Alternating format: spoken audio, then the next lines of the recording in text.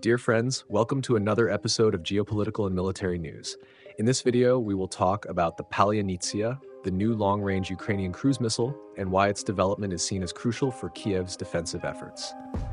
This past Saturday, August 24th, during a speech at Ukraine's Independence Day celebrations, President Volodymyr Zelensky briefly mentioned a new Ukrainian weapon called Palyanytsia. According to Zelensky, it is a mix between a missile and a drone, a kind of new class of long-range and precision weapon, specifically designed to target important Russian military sites at great distances, such as the air bases from where aircraft take off to attack Ukrainian cities. But what do we know so far about the Palyanytsia, and why is this type of weapon so important for Ukraine's defense? Starting with the name, Palyanytsia is the name of a traditional Ukrainian bread, and it is also a way that Ukrainians have found to identify Russian saboteurs and spies. The pronunciation of this word, which is obviously of Ukrainian origin, can reveal people whose native language is not Ukrainian. During the war, when Russian soldiers are captured, some try to pass as Ukrainians by speaking and expressing themselves in Ukrainian. Therefore, in such situations, Ukrainians demand that the prisoners repeat the word Palyanytsia, thus finding out whether they are really Ukrainians or disguised Russians. This curiosity gives even more significance to the name of the weapon, as it represents a way of distinguishing Ukrainians from Russians. Regarding the weapon itself, there is very little information available, as it is obviously a secret weapon.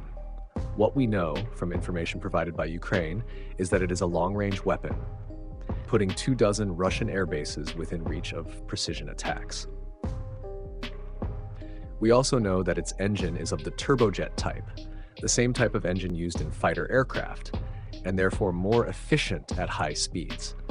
It is the same type of engine that equips many Russian cruise missiles, such as those from the Caliber family, unlike, for example, the American Tomahawk cruise missiles, which are equipped with turbofan engines, the type of engine that typically powers commercial aircraft. The advantage of the turbojet is its speed, and despite being noisier, it is more efficient at high and supersonic speeds. Due to Ukraine's extensive experience with turbojet engines, with Ukrainian companies developing and producing this type of engine since Soviet times, this is seen as a simpler and cheaper solution aimed at mass production of the new missile. Still, according to Ukraine, we know that the missile was developed in just a year and a half, and that it is a 100% Ukrainian project. We can imagine that, at least in part, some components may have been imported from the West, particularly its guidance and navigation system, one of the most important components in a long-range, high-precision cruise missile.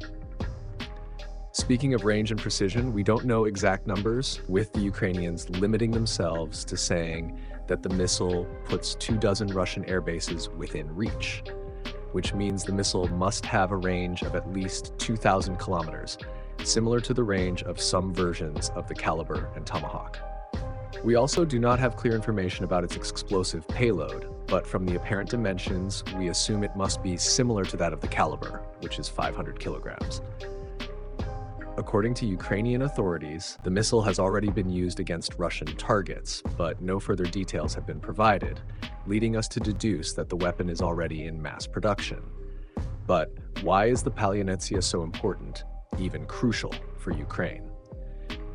Today, the greatest threat to Ukraine is posed by the terrible and deadly Russian long-range missiles, with many of these missiles being launched from ships based in ports hundreds of kilometers away from Ukrainian positions, and increasingly by fighters and bombers stationed at air bases hundreds or even thousands of kilometers away.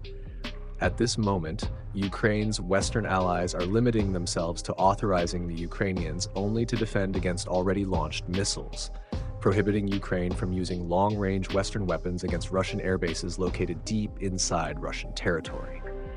The aim of this prohibition is, according to the West, to avoid an escalation of the war.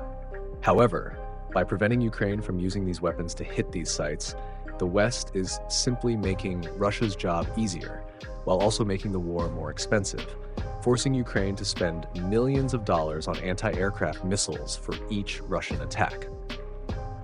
According to Ukraine and common sense, it is much more efficient to eliminate the archers than to keep trying to intercept the arrows. Therefore, by locally developing a long-range missile, Ukraine is not obliged to seek Western authorization to attack Russian bases on Russian territory, thus remaining completely free to target the sites from which the fighters and bombers that daily bomb Ukrainian cities are launched. Thank you for watching the video until the end. If you liked the content, don't forget to leave a like. This helps the channel grow and reach more people. If you didn't like it, leave a dislike and explain in the comments how we can improve. Also, comment with suggestions for topics we can cover in future videos. Insulting comments or those defending dictatorships or war criminals will be blocked without exception. Thank you for your understanding.